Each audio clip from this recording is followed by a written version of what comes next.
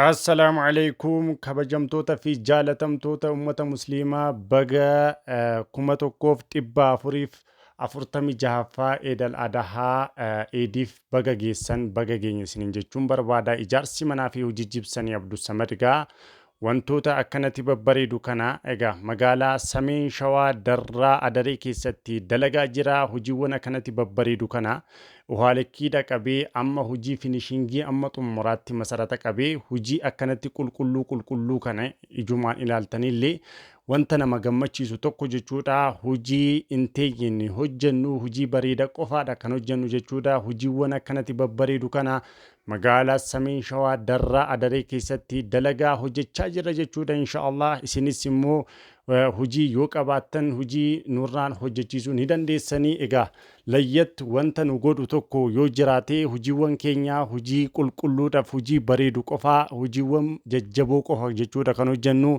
Inni lammaffaan immoo hojii nuti hojjenne irratti itti gaafatamummaa yookiin immoo ragaa isinii kennina jechuudha. Inshaallah keessattuu warri biyya alaa jirtan baay'een keessan itti fayyadamaa isiniin jechuu barbaada jechuudha. Maaliif hiree ijaan inni ilaaltan waan ta'eefu wanta itti gaafatamummaa itti fudhatame tokko ijaarsisuun baay'ee filatamaadha jechuudha. Akkuma ijaan ilaaltan kana gaa hojii akkanatti babbareedu kana magaalaa Darraa keessatti agaramee hin beeku jechuudha. Nuti garuu akkanatti daddalagaa jira jechuudha. Kunoon kun amma ilaala jirtan kun uhaalekkiidha yaa ta'u malee hojii ambiraati kan fakkaatus muuziidha jechuudha.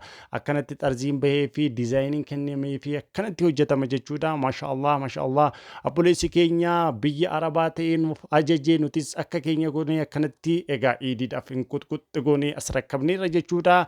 Hojii akkanatti babbareedu kana na barbaaddan ijaarsa manaa fi hojii jibsanii Abdulsamad biratti bilbila. Assalaamu alaikum.